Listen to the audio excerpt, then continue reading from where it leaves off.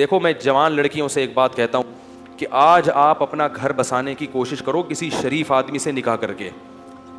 حرام مزے اڑانے کی کوشش میں مت لگو, کیونکہ پھر بڑھاپا بہت ستائے گا تمہیں.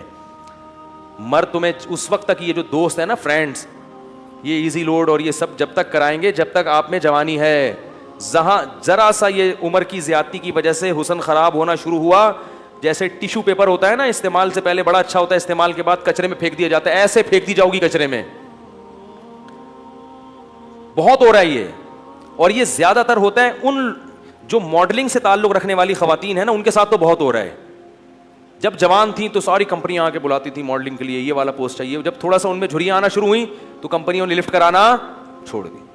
پھر ان کا کام صرف یہ ہوتا ہے کہ کہیں بڑی تقریب میں کسی شو میں بلایا, ایک ایوارڈ دے دیا, لوگ اس عزت کو دیکھ کے سمجھ رہے ہوتے ہیں ماشاء اللہ اب تک عزت ہو رہی ہے.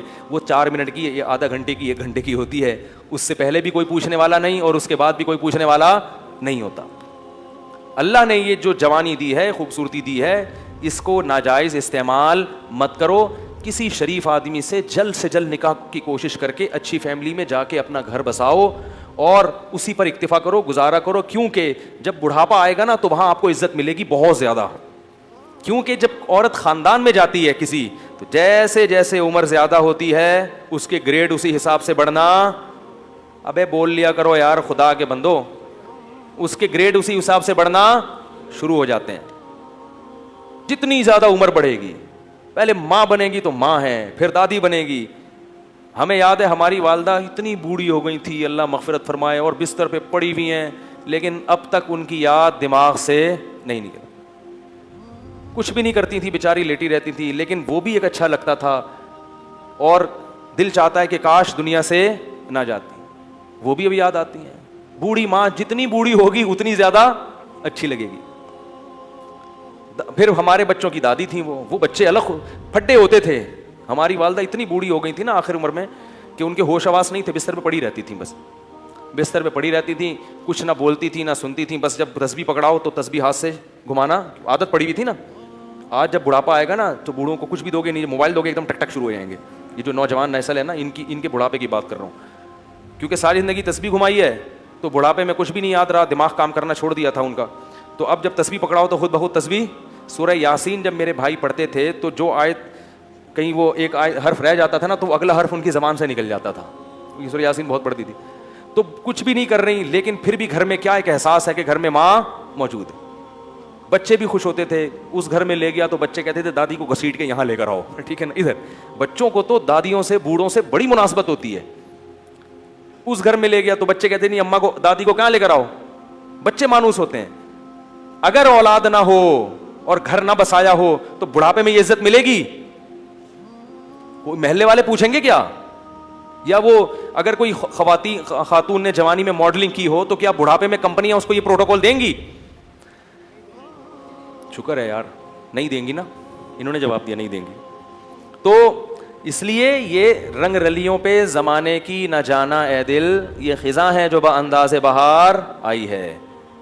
اور یہ بھی یاد رکھو, جہاں اللہ نے عورت کو حسن بہت زیادہ دیا نا, اللہ عورت سے یہ حسن چھینتا بھی بہت جلدی ہے.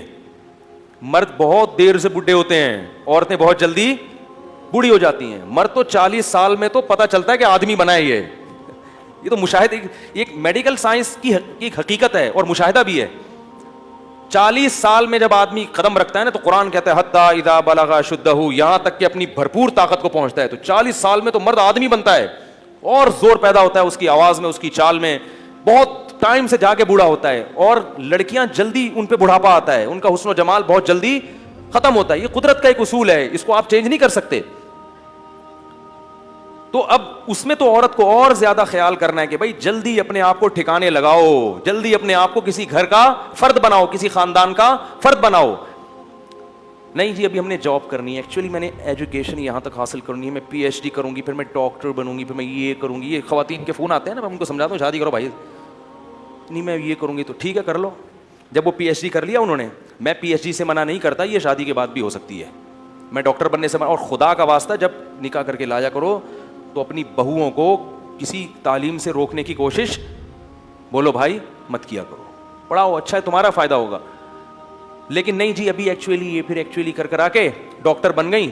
مرد عورت میں سب سے پہلے اس کے حسن و جمال کو دیکھتا ہے, اس کی تعلیم کو دوسرے نمبر پہ رکھتا ہے. کتنی ڈاکٹر لڑکیاں ہیں جنہوں نے جوانی میں شادی نہیں کی ڈاکٹر بن کے کیریئر بنانے میں, اب ان کا حسن و جمال ختم ہو گیا, ڈگریاں بہت ہیں مگر کوئی ڈاکٹر بھی لفٹ کرانے کے لیے تیار نہیں ہے, کیونکہ لوگ کہتے ہیں کہ میں نے ڈاکٹر سے شادی کیا علاج کے لیے کرنی ہے, کیا محلے میں کلینک ختم ہو گئی ہیں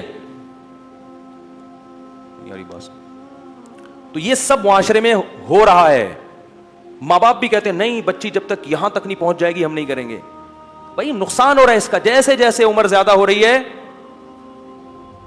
اس کا کیا ہو رہا ہے, نقصان ہو رہا ہے. تو اسی لیے شریعت نے بھی کہا کہ جلدی نکاح.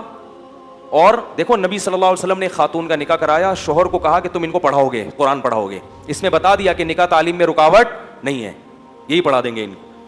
تو یہ سب ہمارے معاشرے کی برائیاں ہیں اور ان کی وجہ سے زنا بہت تیزی سے پھیل رہا ہے. اس لیے قرآن نے کہا لا تقربوا الزنا, زنا کے قریب, یہ نہیں کہا کہ زنا مت کرو, قریب بھی. قریب کیسے جاتے ہیں؟ بیہودہ فلمیں دیکھنا, فحش ویب سائٹس دیکھنا, لڑکیوں سے بات چیت. آپ کہہ رہے میری نیت اچھی ہے مگر جوان لڑکیوں سے کنوارا آدمی جب بات کرے گا, شادی شدہ بھی کنوارا بھی, جب جوان لڑکیوں سے ہی ہو ہا ہا ہوگا تو خام خامے لازمی غلط خیالات آئیں گے.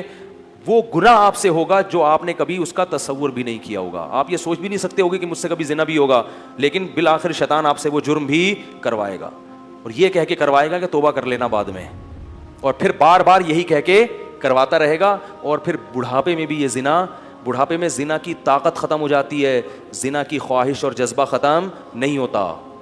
تبھی تو حدیث میں آتا ہے کہ بڈھا زانی قیامت کے دن سب سے زیادہ غضب ہوگا اس کے اوپر. اس لیے پتہ چلتا ہے کہ بڈھا بھی زنا کر سکتا ہے جتنی اللہ نے اس میں قوت دی ہے اس حساب سے. تو یہ کبھی بھی ختم نہیں ہوتا. اس لیے اپنے آپ کو ان برائیوں سے دور رکھو, پاکیزہ زندگی. کوئی انٹی کا فون آتا ہے, بات چیت ہوتی ہے, ٹو دا پوائنٹ بات کی اور پتلی گلی سے نکل لیا. میں یہ نہیں کہہ رہا بد اخلاقی کریں کسی سے, ٹو دا پوائنٹ, ہاں جی السلام علیکم وعلیکم جی. خواتین کی عادت ہوتی ہے ہر ایک سے. اچھا یہ بھی یاد رکھو جو خواتین لڑکیاں خام خام فری ہو جاتی ہیں ان سے یہ نہ سمجھا کرو کہ میں آپ پہ وہ لٹو ہیں. یہ بھی مرد کو نا خام خام اپنے بارے میں وہم ہوتا ہے. کوئی بھی ہاں ہاں کر کے بات کرے یار لگتا ہے میرے لیے انتظام ہو گیا. تو یہ ایسا نہیں ہے.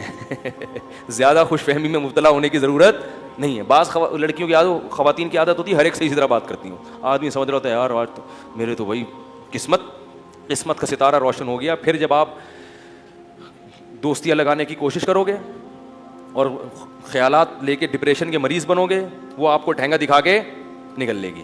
پھر فون کرے گا مفتی صاحب ڈپریشن کا مریض بن گیا ہوں, خودکشی. تو اپنے آپ کو روک کے رکھو ان چیز سے. کیا خیال ہے بھائی؟ صاف ستھرا دماغ رکھو. اور سب سے بڑی بات یہ جو اللہ نے کہا ہے وہ کر لو بھائی, جو اللہ بار بار کہہ رہے ہیں. تو لا تقربوا الزنا, زنا کے قریب.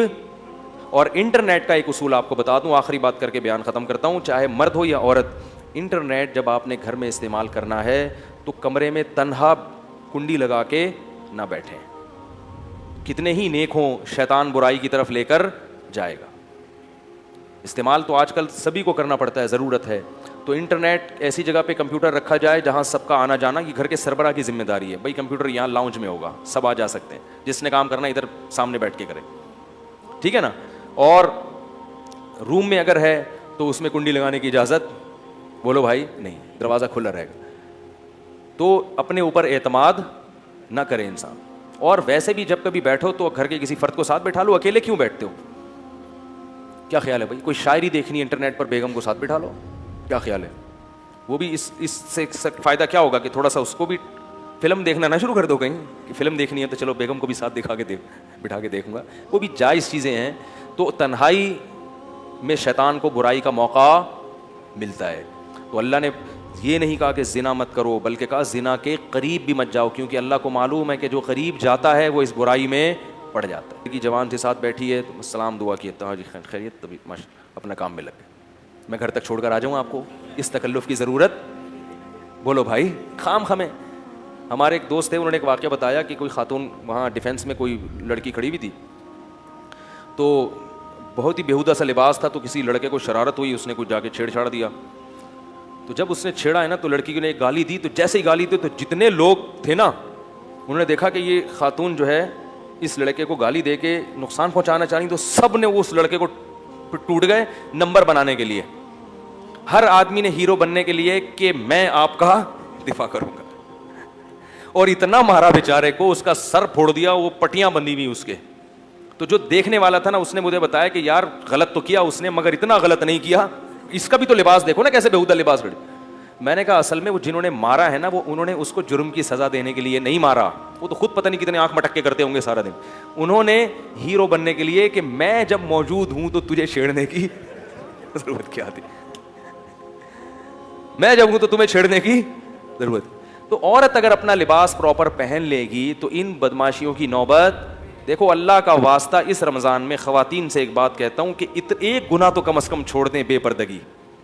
پراپر پردہ کیا کریں, پراپر ڈریس پہنا کریں, نامحرم رشتہ داروں سے پردہ کر لیں. خدا کی قسم یہ ایک گناہ بھی اگر خواتین سے چھوٹ گیا اس رمضان میں تو انہوں نے رمضان کو کیش کرا لیا. عورت کے لیے اس زمانے میں نماز قضا کرنے کے بعد سب سے بڑا جرم بے پردگی ہے. سب سے بڑا جرم کیا ہے؟ اس سے بڑے فسادات ہو رہے ہیں, بہت معاشرے میں برائی پھیل رہی ہے. اللہ تعالیٰ اس جرم سے ہماری خواتین کو توبہ کرنے کی توفیق عطا فرمائے. سبحانک اللہم و بحمدک، نشہد ان لا الہ الا انت، نستغفرک و نتوب الیک.